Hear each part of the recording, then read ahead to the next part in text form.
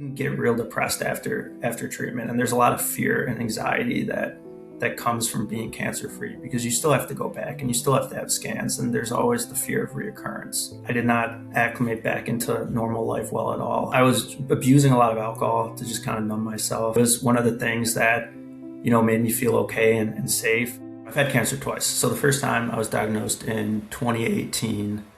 It was the end of my senior year of college. I started waking up, in the middle of the night, having a little bit of a sweat, a little drenched. And I was, I kind of just brushed it off as, maybe I'm battling an illness or something. And then it started getting to a point where I was like itching, like my legs and my arms, like really aggressively. And I was starting to have like scars, and I was like, it's probably not as normal.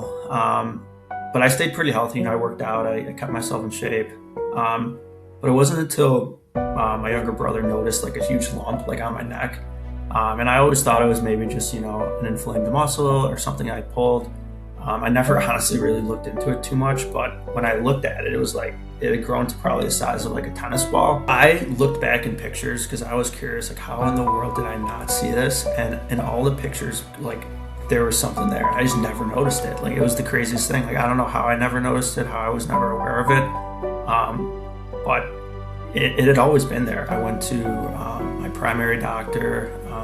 I kind of showed them the lump. I said, hey, not sure really what this is. They looked at it and they were like, we recommend that you do a scan. Things moved pretty quick. Within a couple weeks, in for an appointment with the lymphoma team. From there, just based on the sheer size of my neck and how it looked, they immediately ordered a biopsy, which is obviously when they figured out that that tumor was cancerous. It's tough when you're 22 years old and you're in college. You have finals going on. All your buddies are talking about going out to the bars, living a normal life, and you're sitting in the waiting room and the doctor's legit telling you, yeah, you've Hodgkin's lymphoma stage 2, and we got to get it poured in your chest and start chemo for the next 6 months. Every plan you have just kind of like goes out the window, because as a senior in college, you're trying to think about your career, like what am I going to do after college, where am I going to work, and next thing you know, it's like, okay, how am I going to survive and get through this so that I can have a career and I can have a life after this. So yeah, it was depressing. It definitely was tough, really tough. My treatment was ABVD regimen essentially, so it was chemo every other week, so essentially twice a month for 6 months. So there's 12 treatments total.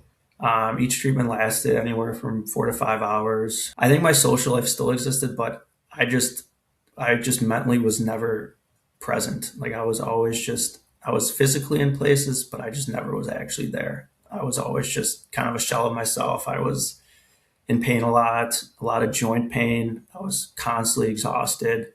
I'd sleep for days at times, didn't have an appetite. So I'd try my best to get out and be a part of life, but I just never felt the same. I was able to graduate on time and walk across stage, which was great. Did it a couple of days after treatment. Was not feeling great. Hair was falling out, but I still made it a priority. When you're in this battle for 6 months, you start to kind of accept like maybe this is like your life moving forward. It's like it's the same thing. You start to feel better after chemo, and then you're back in there again. So when I heard remission, I was just so thankful, because you have fears that when your scans come back, they're not going to be clean. So I was just grateful. I was happy. But at the same time, I didn't know how to really live life. I struggled, coming out of being cancer-free.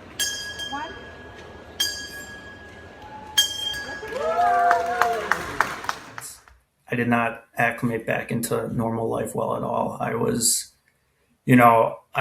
abusing a lot of alcohol to just kind of numb myself. Eventually, over time, I distanced myself from alcohol, and I was able to start to kind of build a life back up for myself. I went back to grad school, got my MBA, got into a career that, I now love, that I get to travel across the United States for. I met my now wife, and we now have a beautiful son together. It was after a trip where I came back home and I was not feeling good. And, being 7 years clean, I did not think it was cancer. I just thought, I just must have caught something on the plane. But it lasted for a couple months to the point where I started to get like a little lump. Like my lymph nodes were swollen, not to the degree that they were last time, but they were swollen. And then I started to get that itching again that I had when I first was diagnosed, and that really alarmed me.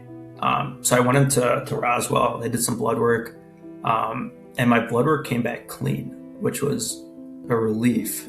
But they got me on some antibiotics. Nothing really helped. So I still had this lump on my neck. I still was not feeling good. They eventually said it was mono, but they did a biopsy and they were able to see that my cancer had indeed returned. My wife was pregnant, sitting across from me. This treatment that they had on the books for me moving forward was very intense. And to hear that, knowing that we had a baby coming, knowing that I'd be overspending nights at the hospital versus just going in for day treatments, and then a stem cell transplant on top of that, it was tough. It was extremely disappointing to hear, and I was filled with a ton of fear, and we didn't know really what to do at that moment. It was just a really dark moment for us as a family. I would be doing ice and beam chemo essentially. Before I even did beam chemo, they harvested my stem cells, so they had me on some meds that allowed my stem cells to kind of float up into my bloodstream. I spent 2 days having my stem cells harvested. After they had harvested enough, I was admitted to Roswell for 7 straight days of chemo. The regimen itself is very intense.